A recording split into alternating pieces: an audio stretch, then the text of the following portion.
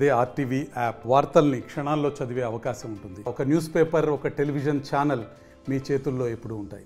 మార్గంగా ముందుకెళ్లాలని వారి ఆశయాలను అప్పుడే ఆయనకు మనము ఘనమైన నివాళులు అర్పించినట్లు అవుతుందని ఈ సందర్భంగా తెలియజేసుకుంటున్నాం.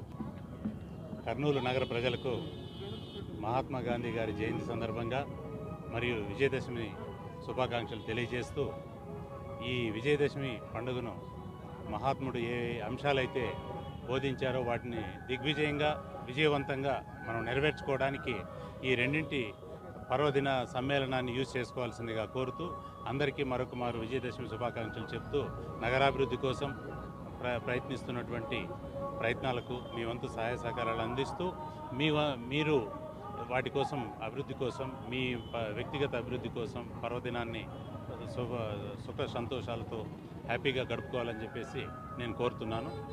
నమస్కారం. అందరికీ నమస్కారం. ఈరోజు మనకు దసరా పండుగతో పాటు మన గాంధీ జయంతి కూడా రావడం చాలా సంతోషం.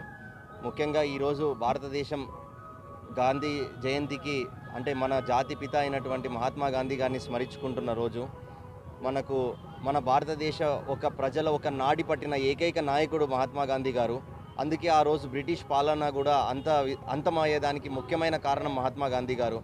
సత్యాగ్రహం, అహింస అనే రెండు ఆయుధాలను ఎంచుకొని రవి అస్తమించిన బ్రిటిష్ సామ్రాజ్యాన్ని భారతదేశం నుంచే మొదలుపెట్టి మన భారతదేశానికి స్వతంత్రం వచ్చిన తర్వాత అన్ని దేశాలకు కూడా స్వతంత్రం రావడం జరిగింది. అది గాంధీ గారి ఔన్నత్యం. గాంధీ గారిని స్మరించుకుంటూ ఆయన ఎప్పుడూ మా గుండెల్లో ఉంటారు.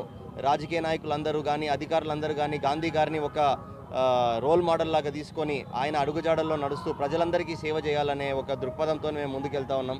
గాంధీ గారు చెప్పిన అన్ని మాటల్లో నాకు అత్యంతగా నచ్చిన విషయం ఏంటంటే మిమ్మల్ని మీరు ప్రజాసేవలో ఉండి మర్చిపోండి, అప్పుడే నీవు అనే ఒక ఈగో నీలో ఉండదని గాంధీ గారు చెప్పడం జరిగింది. అది మేము తూచా తప్పకుండా పాటిస్తాము.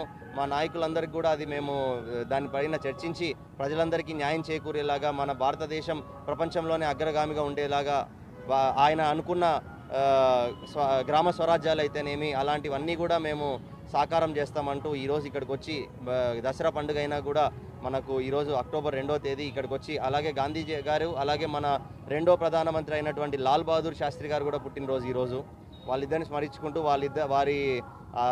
వారి దీవెనలు వారి ఆశీస్సులు మాపై ఉండాలని కోరుకుంటూ ప్రజలందరికీ న్యాయం జరగాలని కోరుకుంటూ మీ అందరి అవకాశం దసరా శుభాకాంక్షలు కూడా అందరికీ తెలియజేయడం జరుగుతుంది. మరిన్ని వీడియోస్ కోసం ఛానల్ ని సబ్స్క్రైబ్ చేయండి. లేటెస్ట్ అప్డేట్స్ కోసం వాట్సాప్ ఛానల్ ని ఫాలో చేయండి.